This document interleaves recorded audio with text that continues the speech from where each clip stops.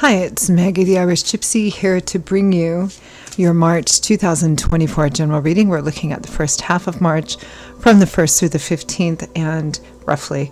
And this reading is for the air sign of Aquarius. I hope everyone's doing well. Thanks for being here.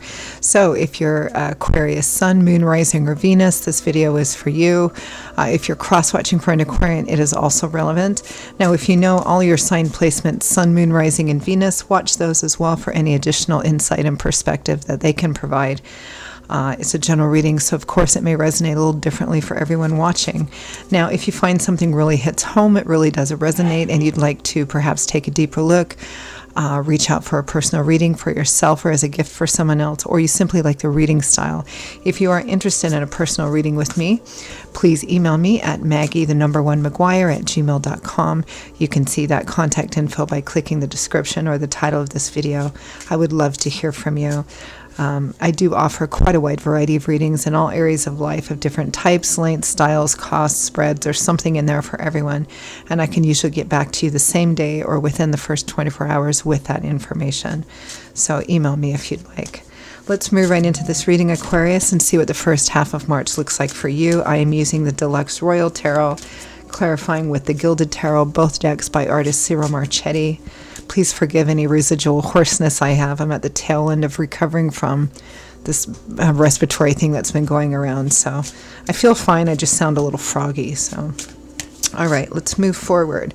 Aquarius, let's see what the first half of March looks like for you.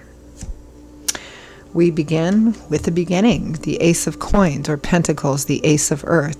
So this is the start of a new path or the opportunity to start down a new path, and it might make a practical difference in your day-to-day life. It could be moving, relocating. It could be a new job, a new position, a new role, a new project of some kind. It could be something that combines all of those energies.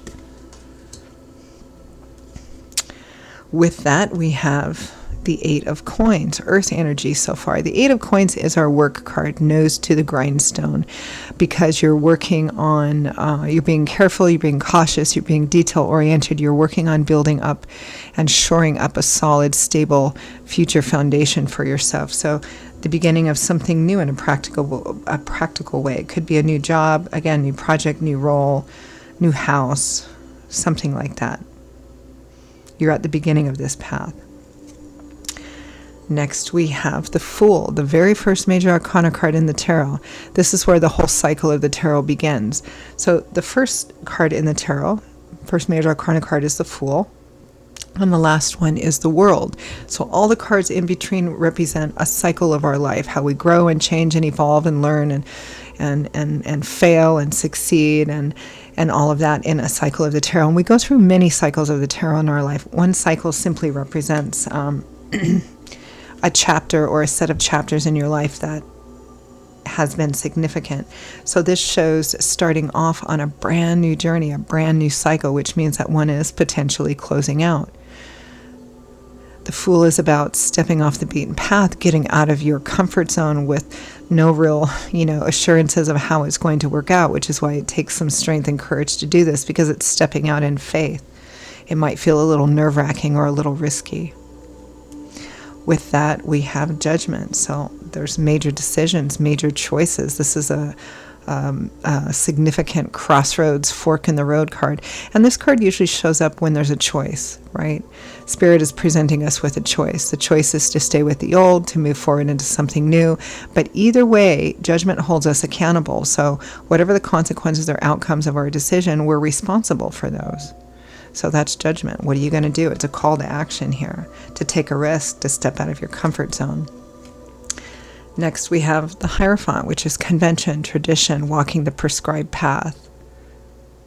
In career, work, and finance, for those of you for whom it might be that kind of reading, this could be a really great job or a really great position in a good company, a good corporation, good benefits, good pay, all of that.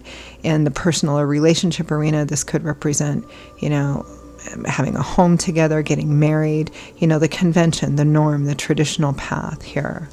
With the Hierophant, we have The Knight of Swords, being very decisive, very action-oriented, being very clear in your communication, and moving forward on a path you have chosen in a very determined way. Now, from the bottom of the deck, the overall energy and focus, wow, is the Eight of Wands. So this is a card of action and intention. It's powerful. It's forward moving. It can be travel. It can be moving or travel for some of you. Plans about that, conversations about that. It's the Eight of Fire. So it's very determined energy moving forward here for the first half of March for you, Aquarius. So let's clarify a little bit.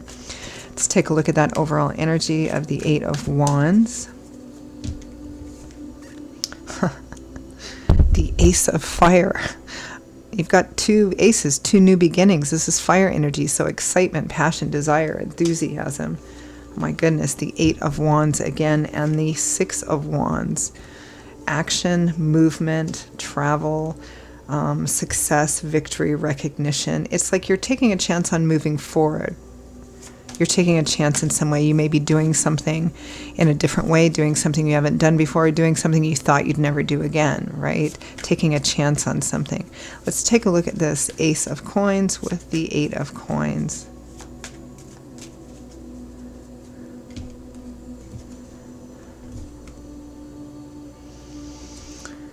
The Ten of Wands and the Tower. It may have come about unexpectedly. It may have come about because of a previous ending.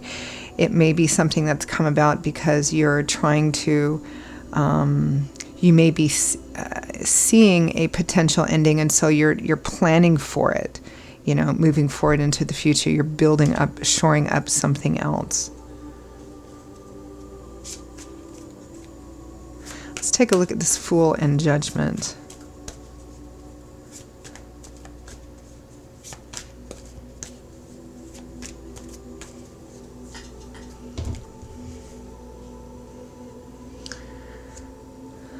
We have the Six of Cups, which is a card typically associated with history and roots, or people, places, or situations we have a history with, that historical connection with. The Ace of Pentacles, which is the same as the Ace of Coins again. So it might have something to do with moving or relocating for some of you. Even if it's about job, work, career. The Four of Wands, which is the traditional happy home, home stability, celebrations around home and family. It's a traditional wedding card. Some of you, this might be getting married or moving into a home together, or solidifying that as well. There appears to be a certain amount, or you feel there's a certain amount of perhaps risk involved with it, perhaps taking a risk in doing this, moving forward.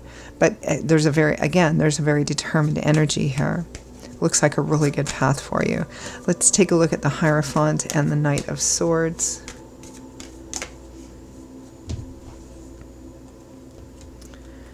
We have Strength, which makes sense because the Fool requires courage and bravery in order to step out into the, or do what feels like taking a risk for you. So it requires strength, courage, wisdom, humility to kind of make this commitment, this obligation to take this on, whatever this is. I mean, it's a general reading, so some of you it might be work arena, some of you it might be family or relationships, some of you it might be a situation that combines both of those or influences and affects all of those areas of life. The Ten of Pentacles and the Seven of Pentacles, because you really want long-term security and stability in this situation. Long-term security and stability means you no longer have to, you feel safe. You no longer have to worry so much about tomorrow, next week, next month, next year, and you're being very decisive about moving forward with it. I mean, that's this whole reading. It's very clear, it's very bright, it's very strong. It may have been prompted by loss or fear of loss preceding it. You're like, no, I've got to move forward. I've got to do this thing. But it's an absolute beautiful, very powerful path, Aquarius. So let's end with any advice, guidance, feedback from Spirit. Three of Wands, yeah, setting the stage for a future, feeling hopeful, positive, optimistic about the future. The High Priestess, trusting your intuition. Some people call it gut instinct, some people call it higher self. What that inner voice inside of you tells you. Not your thoughts, not your fears, not your surface emotions, but what that connection to spirit, what your gut really tells you. Paying attention to that. Very similar to the Hermit here. It's kind of going within and taking a deep, hard, quiet, introspective look at, what am I about? What do I really want? And how do I go about doing that? And making sure that the path you choose is one of the heart and is authentic to you. All right, I'm going to leave it there. Beautiful reading, Aquarius. Those are your messages for the first half of March. Hope you enjoyed them. Hope they were validating for you, hopeful and helpful for you. Again, if this did resonate with you, if you'd like to, peel it back a bit and take a deeper look, or you simply enjoy the reading style. If you're interested in a personal reading with me for yourself or as a gift for someone else, please feel free to email me directly at maggie1maguire@gmail.com. I would be delighted to hear from you. You can also see that info by clicking the description or the title of this video. I will see you all in a couple of weeks for the March mid-month readings. Until then, stay well and safe, and I hope to see you back here again soon. Bye-bye.